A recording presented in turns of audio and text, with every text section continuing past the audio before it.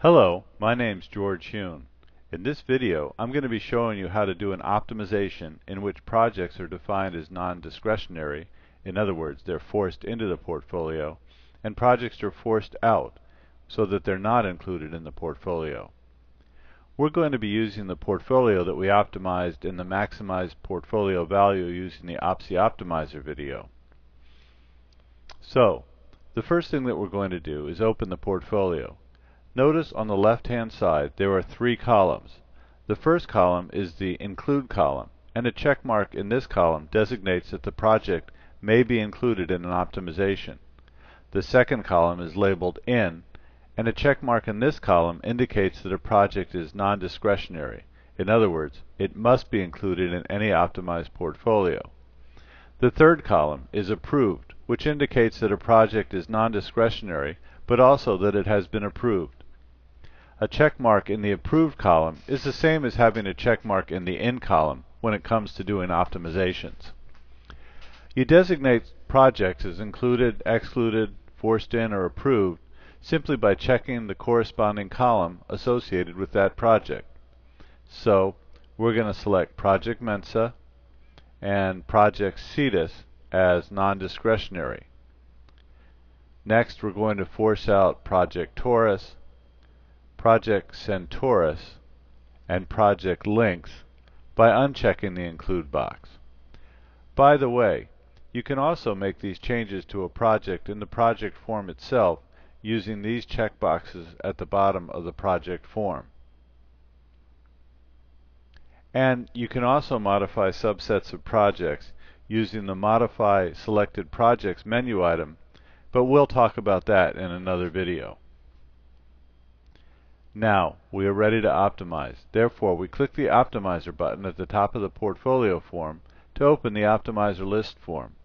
Note that the optimization that we already ran is present in this form.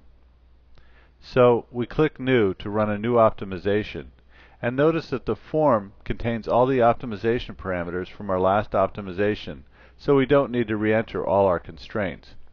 We're going to name this optimization Includes Excludes. However, because including and excluding projects adds additional constraints on the portfolio, I'm going to increase the maximum number of parents to 20,000 so that the optimizer can create more potential solutions than it could when we were using just 10,000 as the maximum number of parents.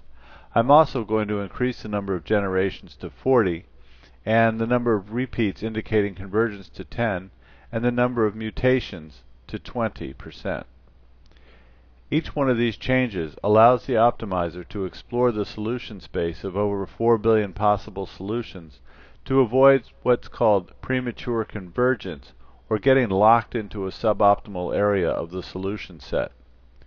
As you use the optimizer for your unique portfolios, you'll see how it behaves under different constraint and project combinations.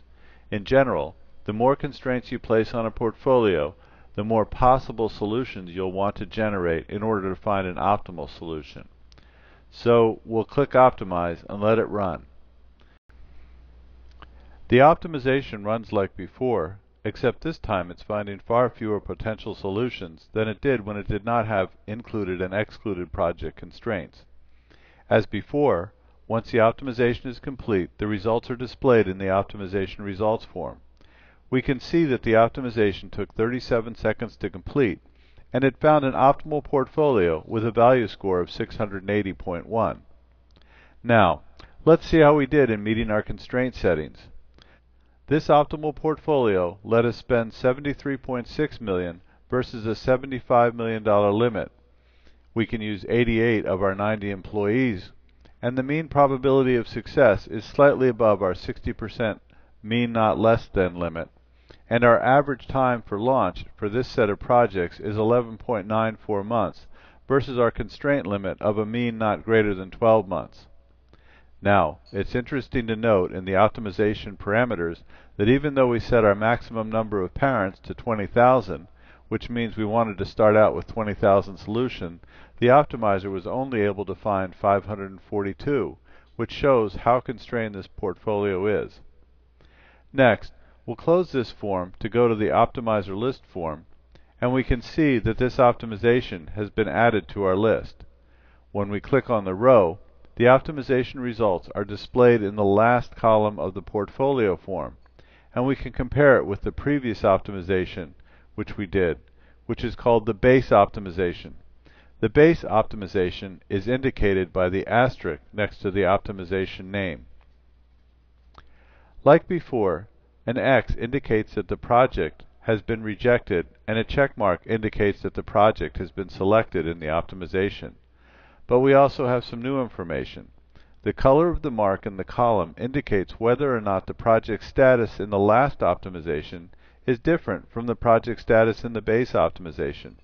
So, for example, we can see that Project Pegasus was selected in the first optimization, but rejected in the second optimization. There are also new symbols. An arrow pointing to the right indicates that a project was forced in, and a no symbol, the circle with a line through it, indicates that the project was forced out during the optimization. We can easily sort by these columns by clicking at the top so we can see which projects were selected and which projects were rejected.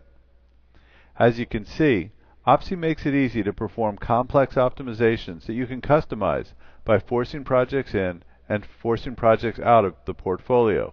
So it's really easy for you to model different portfolio scenarios. And you can try it for yourself today on your portfolios simply by signing up for the Optsee free trial at our website. I'm George Hune, and thanks for watching.